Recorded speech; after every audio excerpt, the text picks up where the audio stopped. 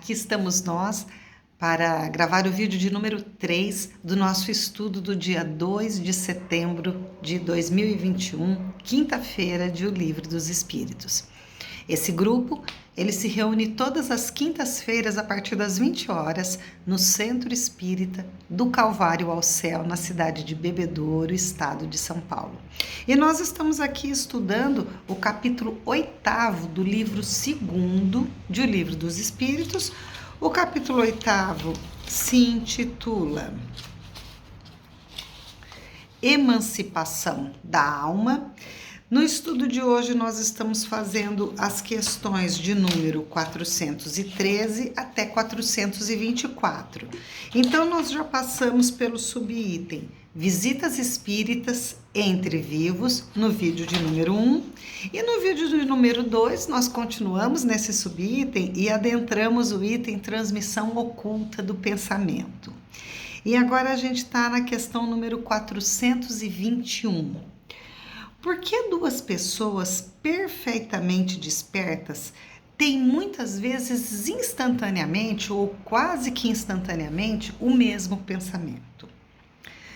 E responde o espírito de verdade. São dois espíritos simpáticos que se comunicam e veem reciprocamente os seus pensamentos, mesmo quando não dormem. Então, para que haja comunicação entre espíritos, não é necessário que a gente esteja dormindo, não é necessário que o espírito esteja emancipado. Existe essa afinidade, existe essa simpatia que permite essa sintonia de pensamentos. Nós vamos passar agora para o item número 4 desse capítulo, que se chama Letargia, Catalepsia e Morte Aparente. Questão número 422. Os letárgicos e os catalépticos veem e ouvem geralmente o que se passa em torno deles, mas não podem manifestá-lo. É pelos olhos e os ouvidos do corpo que o fazem? Ou seja, que eles ouvem e que eles enxergam? Responde o espírito de verdade, não. É pelos olhos, pelos órgãos do espírito. O espírito está consciente, mas não pode manifestar-se. E o Kardec pergunta, na questão número 422A, mas por que ele não pode comunicar-se? E responde o espírito de verdade, o estado do corpo se opõe a isso. Esse estado particular dos homens vos dá a prova de que existe no homem alguma coisa além do corpo, pois o corpo não está funcionando e o espírito continua a agir. Uma questão assim interessante, né, da gente pensar. Um dos princípios da doutrina espírita uma das premissas é a sobrevivência após a morte, é a existência do espírito, a comunicabilidade, né, com o mundo espiritual. Então, a partir do momento em que somos espíritas, nós entendemos que existe algo além do corpo físico. Se nós pensássemos que o corpo físico é a única coisa que existe, que após a morte do corpo físico não seria possível, não existiria mais nada, então muitas coisas perderiam o sentido. No caso, a catalepsia ou a morte aparente, como era conhecida, né, era algo mais comum na antiguidade, quando a medicina não tinha condições de averiguar, de atestar que aquele indivíduo estava tendo um surto cataléptico ou se havia falecido, se havia desencarnado. Hoje, com o desenvolvimento da medicina e tudo mais, esse tipo de situação, que é uma situação complicadíssima, ela praticamente inexiste, porque é possível se atestar, se verificar se a pessoa realmente teve todas as suas funções encerradas ou não.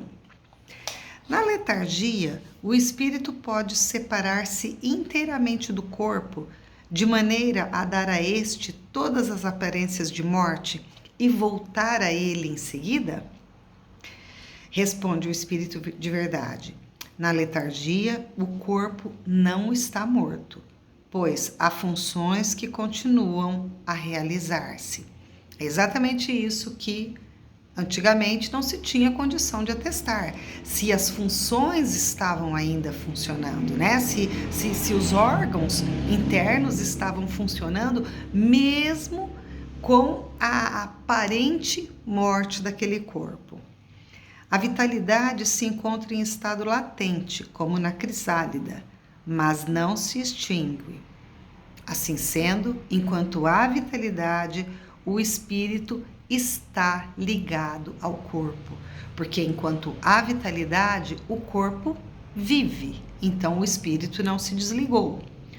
Uma vez rompidos os laços pela morte real e pela desagregação dos órgãos, a separação é completa e o espírito não volta mais. Quando um homem aparentemente morto volta à vida, é que a morte não estava consumada.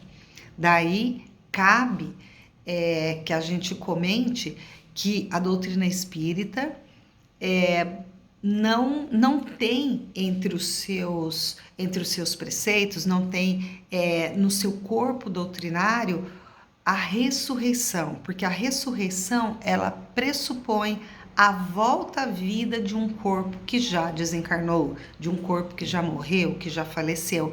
E organicamente isso é impossível. A partir do momento que houve o desligamento, né, do espírito daquele corpo, em que o corpo morreu, ele não volta à vida. Um corpo que já morreu não volta à vida. Então, a ressurreição não faz parte do corpo doutrinário, da doutrina espírita. Quando falamos em reencarnação, nós estamos falando de uma nova vida física, de um novo nascer, de um novo corpo de carne para um espírito que estava na erraticidade, aguardando, né, entre uma encarnação e outra, aí existe a reencarnação. Mas a ressurreição, ela é completamente contrária às leis da natureza, às leis da medicina, da anatomia e tudo mais. E a questão número 424. Pode-se, através de cuidados dispensados a tempo, renovar os laços a se romperem e devolver a vida a um ser que, sem esses recursos, morreria realmente? Sim, sem dúvida. E disso tendes provas todos os dias. O magnetismo é, nestes casos, muitas vezes um meio poderoso, porque dá ao corpo fluido vital que lhe falta e que era insuficiente para entreter o funcionamento dos órgãos. Então, nós vemos aqui o seguinte: o momento do desencarne, que é programado em linhas gerais, não é? O tempo de encarnação, as necessidades e tudo mais, o que a gente precisa, o que a gente tem necessidade de viver para que a gente possa ir se acertando com a contabilidade divina, não é? A gente vai refazendo os caminhos e tudo mais. Esse tempo, ele pode, esse corpo físico, ele pode receber sempre o auxílio, receber as vibrações positivas, receber, como aqui diz, o fluido vital através do magnetismo, através da transmissão de energia, pelo passe, pela oração, pelo amor, pelo carinho, tudo isso aliado aos cuidados médicos que são necessários. E se aquele indivíduo tiver a necessidade de continuar por mais um tempo, vivo naquele corpo físico, tudo isso vai ser muito importante. Então a doutrina espírita, ela entende que enquanto existe a vida física, é porque existe um motivo, é porque aquilo está sendo útil para aquele indivíduo, para a família, no entorno. Então, é um assunto que não cabe agora, não é? Mas a eutanásia, ela não faz parte também do corpo doutrinário. Ah, vamos abreviar a vida porque não tem mais jeito. Essa pessoa está com uma doença tal que não tem mais jeito. Nós não temos o direito de abreviar a existência física, mesmo que nós achemos, que nós julguemos dentro do nosso jeito de pensar que seria o mais conveniente. A doutrina espírita não possui em seu corpo doutrinário. Então, é através do magnetismo, através da transfusão de energia, nós podemos, de alguma maneira, mesmo sem o saber, estar auxiliando aquele espírito que ainda tem necessidade de ficar mais um tempo encarnado.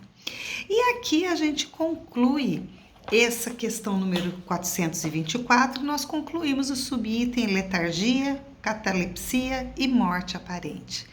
Na próxima aula, as questões abordadas serão a partir do número 425, no subtítulo O Sonambulismo. Até mais, um grande abraço em todos.